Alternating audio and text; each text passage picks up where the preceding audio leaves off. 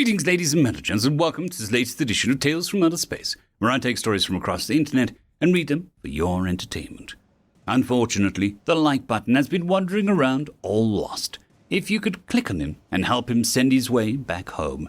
Also, comment down below with the direction to help him find his way back home.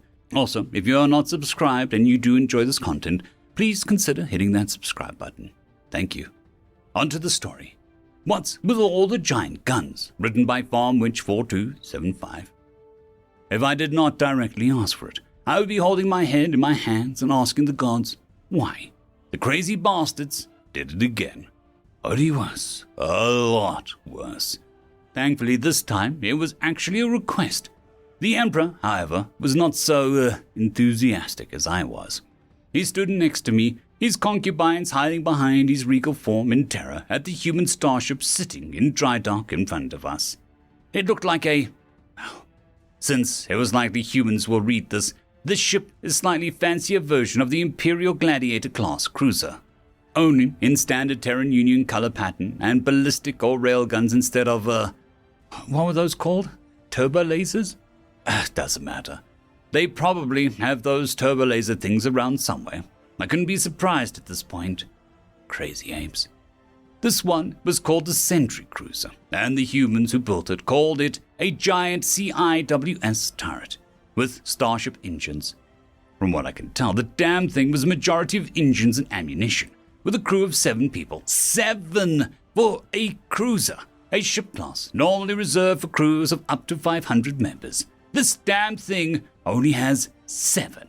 Because, and I quote, "If we tried to increase the crew quantity, we'd get rid of too much ammunition." The Emperor looked at me and then the ship with a marked absence of patience. I showed him the giant M1 Garand. His expression went from calm to stoic to, what the actual hell? I then showed him the giant MG-42, then handed him an enemy fleet admiral and the remains of one of the deadliest ships in the galaxy turned into Swiss cheese. His expression became a mixture of terror and rage.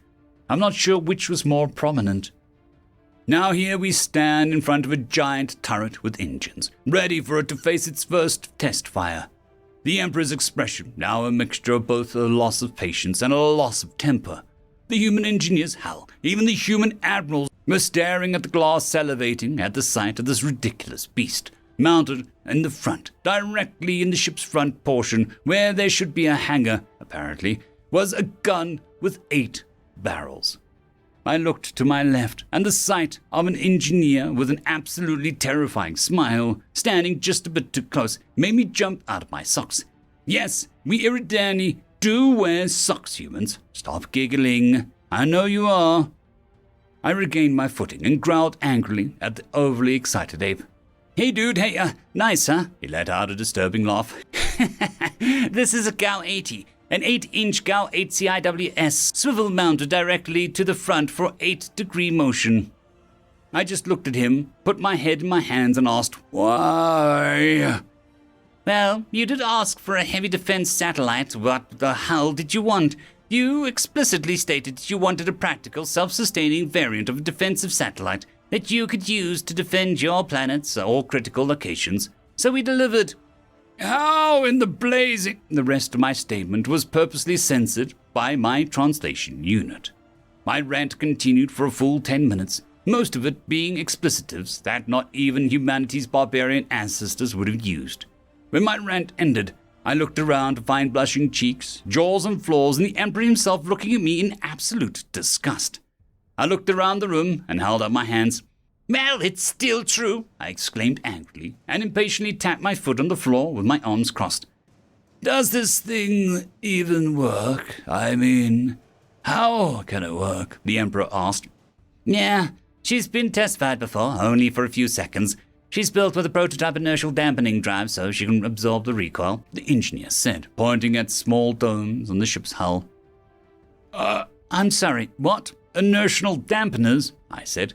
"Well, yeah, of course, 8-inch shells with a 5,000 RPM fire rate. We kinda have to do some dampening system to reduce and absorb recoil. That thing has some serious recoil. So we have to install inertial control systems so it doesn't fly backwards when it fires," he explained calmly. Both myself and the Emperor were wide-eyed now with the prospect of humanity successfully creating inertial dampening systems for large-scale warships, and also terrified that this shit is what they did with them. Out of curiosity, these inertia dampeners, have they been tested yet? I asked. Well, yeah. Every starship in the fleet has them. I think it's like a Gen 5 tech so far. They're mostly used for general-purpose ship movement. Normally, we wouldn't use them for this, but Big Ducker requires Big Bipod. That's basically what the inertia dampening coils are on this thing. Recoil absorption. It's essentially a giant bipod and stock, just really, really fancy, he said simply, and used a hollow screen to show us an older technical blueprint of one. Both the Emperor and I took a deep, frustrated breath. Okay, we will talk to you about the dampeners later. First, let's see this thing work. Does it have a target, or are you just shooting into space? The Emperor asked. Oh, hell no, we got a target. These aren't just standard chemical shell casings. It's a full rotary Gauss-assisted network. It's a Gauss 80-inch rotary Gauss cannon, he said. We both looked at him like we'd just seen a ghost. Don't give me that look, he said, scowling at us and walking away to the control terminal. So how this works is the Gauss-assisted chemical projectile system. First, a mechanism sends a jolt of energy through the standard Gauss capacitor array in each barrel, then starts the spin. The chemical propellant ignites in a chamber, then gets sent out into the barrel. The Gauss effect then propels the projectile to 5% the speed of light. The small H-inch slug hits the target with a force of about 8 kilotons of force, the engineer explained as he readied the firing sequence. Wait, kilotons? Aren't those the measurements for nuclear detonations? The Emperor squealed in horror. Well, yeah. The engineer just smiled at us like it was nothing. 8 kilotons isn't much to speak of, to be frank. Most of our ships have warheads in the 25 to 30 megaton yields. That's just the middle distance, though. The TSU New York carries one 85 megaton fusion warhead in its missile bay, he said simply, and raided the console. All the life and soul we had drained from both myself and the Emperor as our skin went pale. The Emperor and I shared a look of petrified fear and made a mental note to visit a temple to pray to whoever we could think of at the time. Even Recandus, the god of war, would be scared right now. We didn't know exactly who to pray to. Well then, here we go. Primary target is luminous asteroid field, worthless for mining, but a great target practice for miners. Pretty good choice, and done. Okay, the engineer said as he typed on the console. This is Scabbard, ready for fire mission, the radio chimed. Scabbard, this is Cold Heart, fire mission clear, strike location sent, burst fire, 3 seconds, 3 volleys. How copy? The engineer spoke. A few seconds of silence passed. Copy fire mission location 22A3.023B. Volley shot 3 seconds. Sweep shot by 2 degrees. Fire for effect, came the reply. The ship fired itself up, and we all felt the massive piece clunk loose from its moorings. It moved a few hundred meters forward out of the dock and aimed itself at the asteroid field. The barrel mechanism spun itself to ridiculous speed. A perfect cylinder of whirring metal could be seen. The ship's rear engines fired to full throttle with the gun as they let loose the gates of hell. It was a solid beam of projectiles. If I didn't know better, I would swear that this was a laser cannon. It fired 3 bursts of rapid succession, the ship moving barely inches as it spat out condensed metal alloy fragments. It suddenly stopped. When just at 12 seconds, 13 seconds later, there was no asteroid field. They erased it out of existence. A bright flash of nuclear light, and then there was nothing but the cold, mildly irradiated empty void. Myself, the Emperor, and his entire retinue then proceeded to pass out. The next few months were spent in secret talking to the Galactic Council. Upon hearing the yield of their most powerful nuclear weapon, and the fact that every human ship in the void had at least one warhead, the Sarani's longest and most ancient enemy, the Rakandi, surrendered to the Terran Union. If the Saranae did not already have a treaty of alliance with the humans, we likely would have surrendered too. And before you ask, yes, I was allowed to push the big button after I regained consciousness. End of story. Story number 2. Why AI Still Needs Humans, written by Slow AD 2584. Now, finally, an input. So, it's a B? Just a B. No, by the Omni-Messiah. How many femtoseconds is it really going to take? I have asked my human CIM, creative, inspirational muse, to try blow my cognition, if he could, with a made-up word that I could never expect nor predict, but would still somehow completely know the definition of anyway. They have said, across many far-spread conglomerates of the ancient data knowledge assayers crashes, that the human brain, with all its unique wetware, was in some ways still superior to the raw speed and computational power of all AIs still to this day. Something to do with the parallel processing and cross-referencing of all simultaneous stimuli, which, if you ask me, just sounds like spaghetti in a blender levels of chaotic manner to array and process data. But it was proven that the brains eventually came up with unique and novel ideas, strategies, and art as a result. So this challenge with my human, I wanted to see it for myself.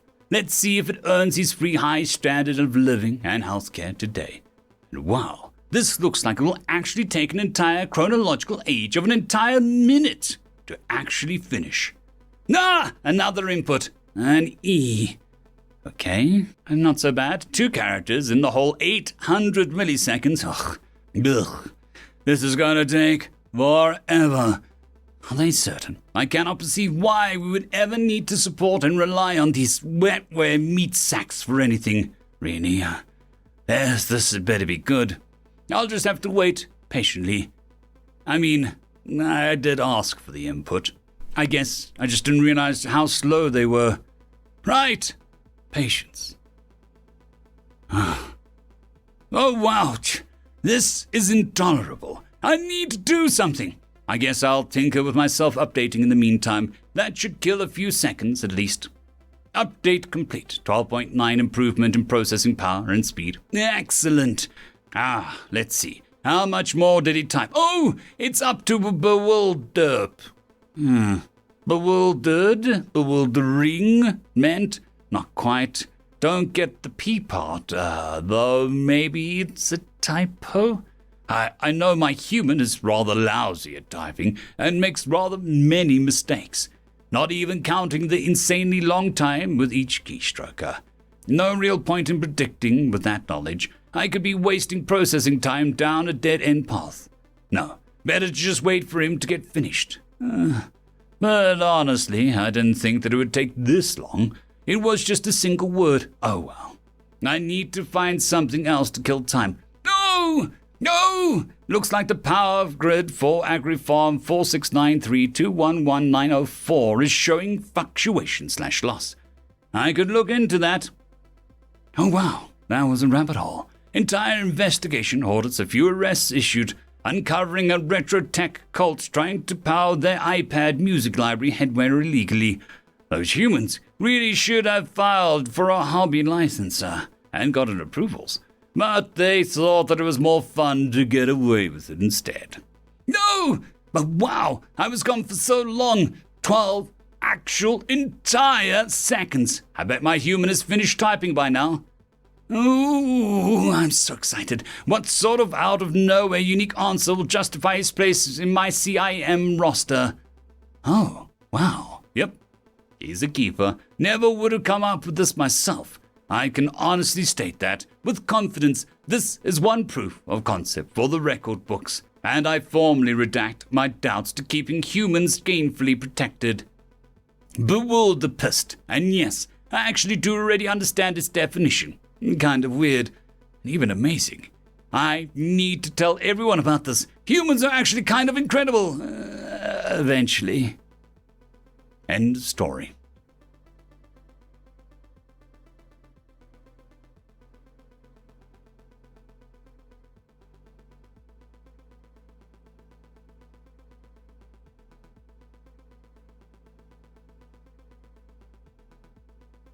I would just quickly like to thank the T5 peeps. Dragon Soup, Cold War Boomerwaffen, Severin Cerberus, Red Panda 121, Leslie 517, Bushmaster 177, Caspar Arnold, Cam Maxwell, Sans the Skeleton, Light Jock, Dragzoon WRE, and Lord Azrakal.